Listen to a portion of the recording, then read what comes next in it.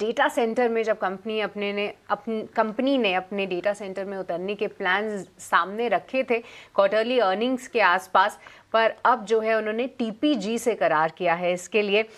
क्या मायने हैं इसके, कितनी बड़ी डील है ये और टीसीएस को इससे क्या फ़ायदा होगा, ये पूरी जानकारी समझने के लिए चलते हैं हमारी सहयोगी आशीषा के पास। आशीषा, बताइए क्या है पूरी खबर। बिल्कुल, टीसीएस पर आज एक बड़ी खबर निकल कर आई है जहां पर टीपीजी ग्रुप के साथ उन्होंने टाई अप किया है और इस जॉइंट वेंचर और एग्रीमेंट के द्वारा दोनों ही कंपनियां इंडिया में AI data centre business develop कर सकती है। $2 बिलियन का टोटल इन्वेस्टमेंट होगा। दोनों ही कंपनियों का 51-49 का रेशियो है। करीब 18,000 करोड़ का इन्वेस्टमेंट दोनों ही कंपनियां क्यूमुलेटिवली इंडिया में अगले कुछ सालों में इन्वेस्ट करती हुई नजर आएगी। ब्रोकरेज हाउसेस का मानना है कि हाँ, ये पॉजिटिव खबर तो है। कंपनी टीसीएस की बात करें तो पहले से ही उन्हें एआई डेटा सेंटर में वेंचर करने की बात की थी, लेकिन अभी एक ग्लोबल पार्टनर के साथ टाई अप किया है। उनका कंफर्मेशन और वैलिडेशन आ गया है, जिसके चलते अब ये रोड मैप अभी भी ज़्यादा क्लियर नज़र आ रहा है टीसीएस के लिए। मॉर्गन स्टैनली की रिपोर्ट आई है, ओवरवेट की रेटिंग अभी भी बरकरार रखी है। 3,430 रुपये प्रति शेयर का लक्ष्य दिया है। उनका मानना है कि ग्लोबल पार्टनरशिप करना एक बड़ी अपॉर्चुनिटी रहेगी कंपनी के लिए।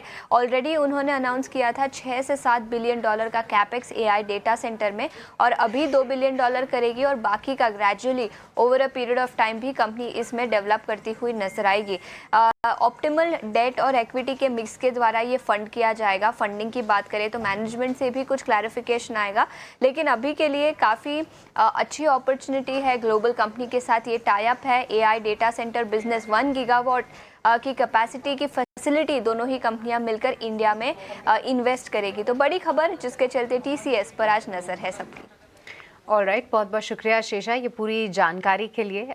तो जी हाँ, टीसीएस के लिए एक बड़ी खबर ज़रूर, जहाँ पर कंपनी जो है डेटा सेंटर में अब टीपीजी के साथ उतर रही है और बड़े प्लान्स सामने ज़रूर आते हुए दिख रहे हैं। टीसीएस में फ़िलहाल आधे % की तेज़ी है, थोड़ा बहुत उत्साह तो ज़रूर है। मॉर्गन स्टैनली का भी मानना है कि नियर टर्म में थोड़ी पॉजिटिव न्यूज़ फ्लो ज़रूर रह सकती है, बट अब लंबी अवधि में एग्जीक्यूशन किस तरीके से होता है, क्या नए और पार्टनर्स लाते हैं या नहीं, इस पर जो है इनका ध्यान ज़रूर रहेगा।